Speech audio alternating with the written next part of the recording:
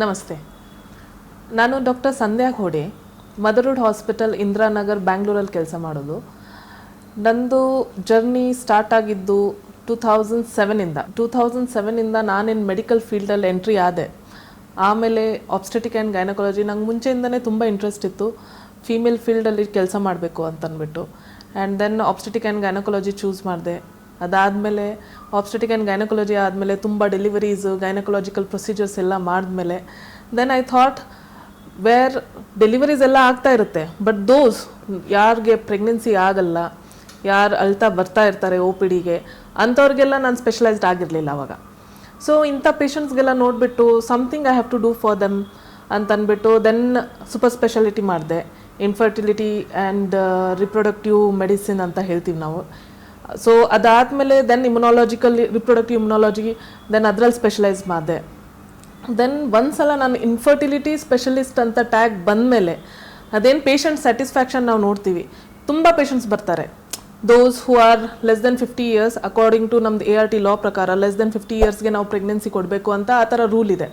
So 45 years 46 years ಇಷ್ಟುವರೆಗೂ ಅವರು ಮದುವೆ ಆಗಿ 20 ಇಯರ್ಸ್ 15 to 20 ಇಯರ್ಸ್ ಆದಮೇಲೂ ಅವ್ರಿಗೆ ಪ್ರೆಗ್ನೆನ್ಸಿ ಆಗಿಲ್ಲ ಅಂದಾಗ ಅಷ್ಟು ಲಾಂಗ್ವರೆಗೂ ಅವರು ಬರೀ ಬಾಧೆ ಪಡ್ತಿದ್ರು.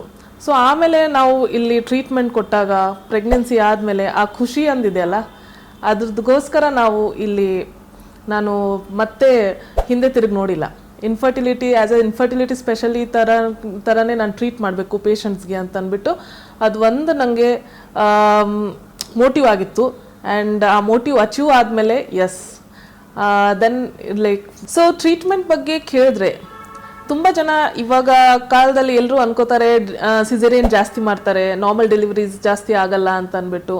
ಅದು ಎಲ್ಲೋ ನಂಗೆ ಒಂಥರ ಅನಿಸುತ್ತೆ ಇದು ತಪ್ಪು ಅಂತ ಅಂದ್ಬಿಟ್ಟು. ಯಾಕಂದರೆ ನಾವು ಫಸ್ಟ್ ಪೇಷಂಟ್ ಬಂದಾಗ we promote for normal delivery only right from ಪೇಷಂಟ್ಸಿಂದ ಅವ್ರಿಗೆ ಅನಿಸುತ್ತೆ ನಾನು ಇಷ್ಟು ಪೇನ್ ಟಾಲರೇಟ್ ಮಾಡೋಕ್ಕಾಗಲ್ಲ, ಪೇನ್ ಶುರು ಆದಮೇಲೆ ಹೌದು ನಾನು ಮುಂದೆ ನನಗೆ ಈ ಪೇನ್ ನಂಗೆ ತಡೆಯೋಕ್ಕಾಗಲ್ಲ ಅಂತಂದಾಗ then we promote them for epidural analgesia, ತುಂಬ ಪೇನ್ಲೆಸ್ ಡೆಲಿವರೀಸ್ ಎಲ್ಲ ಇದೆ.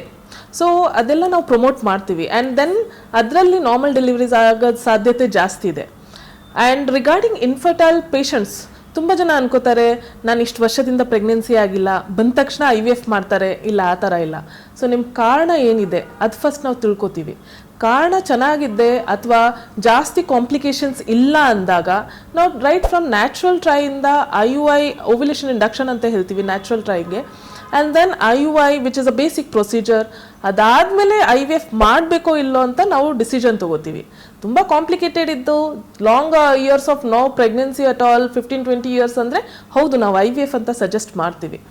ಸೊ ಬಟ್ ಇಲ್ಲಿ natural conception, ovulation induction, IUI ಎಲ್ಲ ಆಗುತ್ತೆ. ಸೊ ನಮ್ದು ಈ ಮದರ್ಹುಡ್ ಹಾಸ್ಪಿಟಲ್ ಲೊಕೇಟ್ ಆಗಿರೋದು ಇಂದಿರಾನಗರ್ ಮೆಟ್ರೋ ಸ್ಟೇಷನ್ ಪಕ್ಕನೇ, right side to the Indiranagar metro station. And Indiranagar prime ಲೊಕೇಶನಲ್ಲಿ ಇದು ಲೊಕೇಟ್ ಆಗಿದೆ. ಸೊ ಇಲ್ಲಿ ನಾವು ಮಾಡ್ತಿರೋದು ಫೆಸಿಲಿಟೀಸ್ ಏನು ಅಂತಂದರೆ ರೈಟ್ ಫ್ರಮ್ ಮದರ್ ಕೇರಿಂದ ಪಿಡ್ಯಾಟ್ರಿಕ್ ಕೇರ್ವರೆಗೂ. ಮದರ್ ಕೇರಲ್ಲಿ ರೈಟ್ ಫ್ರಮ್ ಅಡೋಲೆಸೆನ್ಸಿಂದ, ಪ್ರೆಗ್ನೆನ್ಸಿ ಡೆಲಿವರಿಯಿಂದ, ಇನ್ಫರ್ಟೈಲ್ ಕಪಲ್ಸಿಂದ, ರಿಪೀಟೆಡ್ ಅಬಾರ್ಷನ್ ಇಮ್ಯುನಾಲಜಿಕಲ್ ಟ್ರೀಟ್ಮೆಂಟಿಂದ, ಗೈನಕಾಲಜಿ ಟಿಲ್ ಮೆನೋಪಾಸ್ ಪೆರಿಮೆನೋಪಾಸಲ್ ಪೇಷಂಟ್ಸ್ವರೆಗೂ ನಾವು ಟ್ರೀಟ್ಮೆಂಟ್ ಕೊಡೋದು. NICU, ICU and even paediatric department ಇದೆ. ಸೊ ಇದೆಲ್ಲ ಫೆಸಿಲಿಟೀಸ್ ಇಲ್ಲಿ ಅವೈಲೇಬಲ್ ಆಗಿದೆ.